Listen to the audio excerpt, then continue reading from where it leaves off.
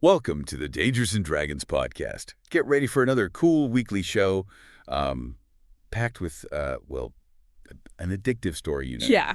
We've got an epic quest, crazy tales, legendary adventures, and, of course, all with unexpected twists and fascinating characters. You make it sound so tempting.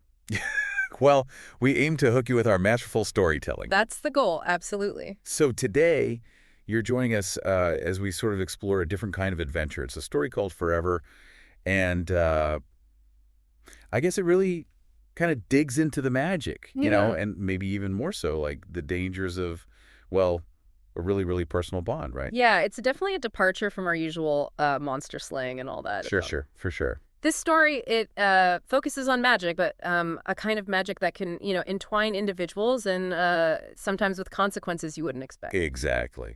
So we're looking at this piece of what the story calls like forgotten folklore. They call it the binding. And right away, the source material kind of gives you pause. Yeah. It describes this binding, not like your typical, love potion or some basic spell for wealth or whatever, but as something, and I'm quoting here, no sane person should entertain. Like, whoa, that's intense. Right. Some serious red flags there. So what kind of magic, would warrant such a stark warning? What do you think?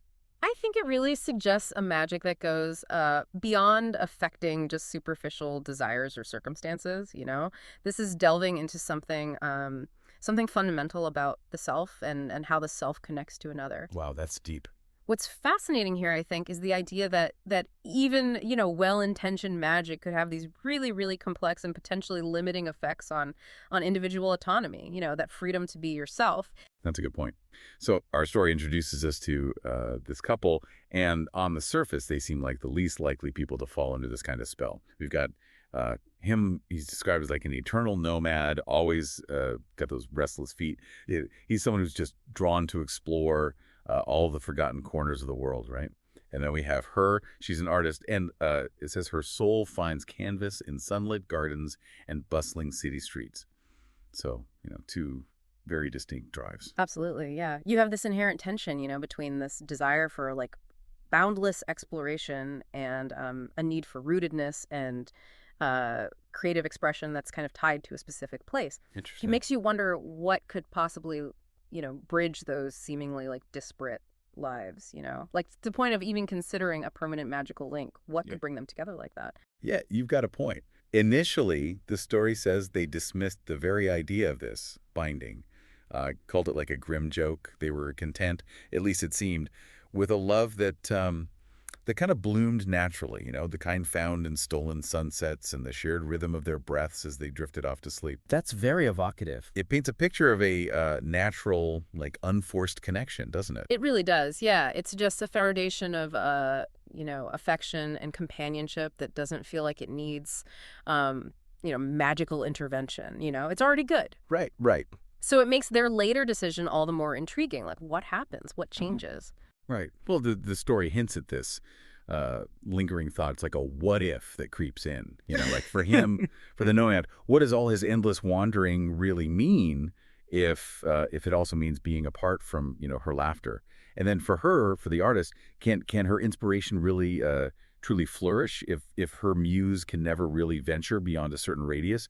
It's this internal questioning, this wrestling with the implications of their passions, but within the context of their love. And that's what seems to plant the seed for this, drastic decision. It's fascinating, right? This internal conflict, I think it's key because it highlights how even in a loving relationship, individuals still grapple with their own needs, like how they need to feel fulfilled and how they envision their future. And then the idea of magic, like offering this seemingly perfect solution to that tension, it can be incredibly alluring. Oh, yeah, I can see that. And the ritual itself, it's surprisingly like devoid of all the dramatic flair you might expect, It takes place under the harsh glare of a convenience store light, so not exactly romantic. Forget chanting over ancient tomes or something, right? Right. This is, clasped hands across a bag of stale chips and a breathless, terrified vow. Like it's such a stark contrast, this, monumental decision happening in such an ordinary, almost bleak setting. It's kind of strange.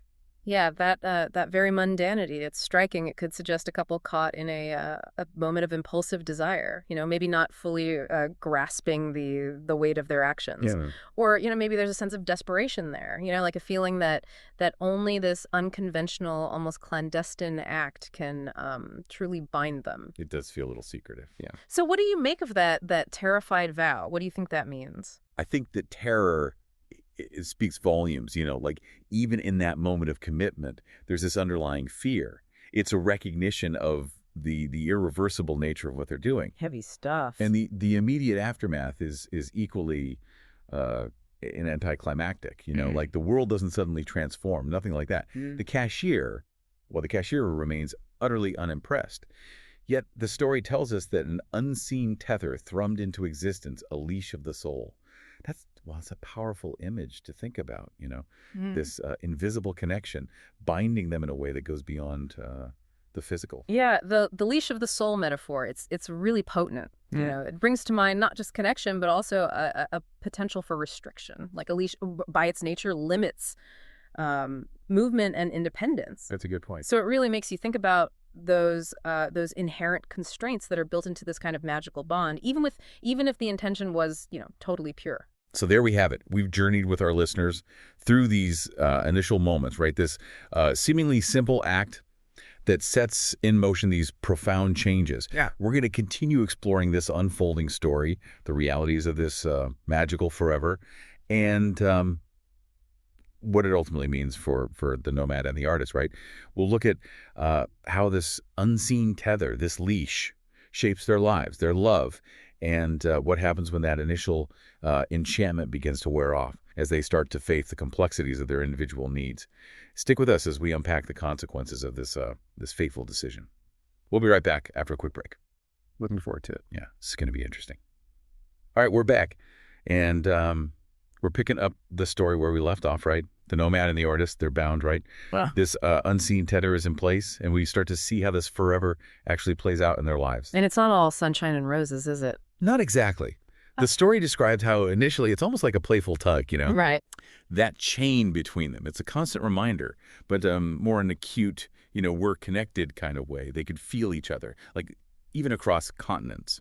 But then, well, things start to shift. That playful tug, it becomes a bit more, I guess, constricting, right? Yeah, exactly. The nomad, he finds himself drawn back to the artist, even when he's in the middle of like some amazing, archaeological dig or whatever, right? It's like he has to be near her even when every instinct in him is screaming to explore. And for the artist, her world, which was once this expansive source of inspiration, with all the sunlit gardens and bustling city streets, it starts to shrink. The story describes her paintings as becoming warped, claustrophobic almost, like she's trapped by the limitations of their shared space. Wow, that's heavy. The vibrant colors, the energy that once defined her work, they start to fade, and it's replaced by this feeling of being stifled. It's like their love, which was once this source of inspiration and joy, it becomes this weight, holding them back. And what's really interesting is how the story depicts their communication. At first, it was all these love letters filled with passion, these detailed accounts of their adventures and experiences. Oh, right, like overflowing with emotion and detail, right? Exactly. But then the letters, they become shorter, more functional, More like to-do lists, I guess. Yeah, almost. Just dry, bullet-pointed reports. Like the magic itself was draining the life out of their words. That's wild. I mean, imagine, right? Like you're so connected to someone that even your communication becomes strained. It's like the very essence of who they are as individuals. It starts to fade under the pressure of this magical bond. It really raises questions about the nature of freedom within a relationship, doesn't it? Totally. Like, can you truly love someone and be your truest self at the same time? Especially when magic is, thrown into the mix. And the story doesn't shy away from exploring those questions. It depicts the nomad and the artist eventually reaching this breaking point, right? Where the pain of separation, the constant pull of that chain, it becomes too much to bear. Yeah, that's where things take a really heartbreaking turn. The story describes this agonizing decision, the choice to break the binding. It's like they realize that their love while genuine, was ultimately being suffocated by this magical forever. And the act of breaking it, it's described as this cleansing fire, this incredibly painful but necessary step to reclaim their individuality. It's not pretty. Huh. It's raw and it's messy. It's like they're ripping apart a part of themselves, but at the same time, it's this act of liberation. Yeah, it's powerful. And even in their separate lives, the story hints at this lingering ache, this phantom pressure of the chains. Like, she's holding these successful solo exhibitions, but there's always this space in her heart, where the nomad used to be. And him, the nomad, he keeps delaying those journeys. The ones he's always dreamed of. It's like there's a part of him that's still tethered to her, even though the magic is gone. Yeah, I find that really poignant, this idea that, even when you break free from a bond like that, the mark of it remains. Right, right. And then there's this final exchange that really gets me. The artist, she sends him a painting. Oh yeah, the one with the vast empty landscape, right? Yeah, yeah. And he sends her back a postcard from some remote village in the Himalayas.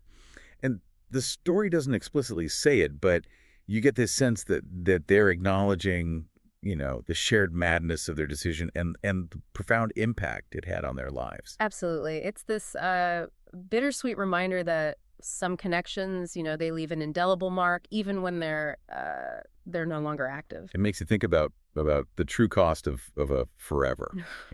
It does. And whether sometimes letting go, even when it hurts, can be the greatest act of love. It's a lot to ponder, isn't it? Yeah, it really is. And on that note, we've reached the end of our journey with Forever. It's a story that, I think will linger with us and hopefully with our listeners for a long time. Yeah, I think it will. It makes you think about the balance between connection and independence and the choices we make in the name of love. It's a reminder that even magic, can't always provide those easy answers. Well said. And on that note, I just want to remind everyone to rate and follow the Dangers and Dragons podcast wherever you listen.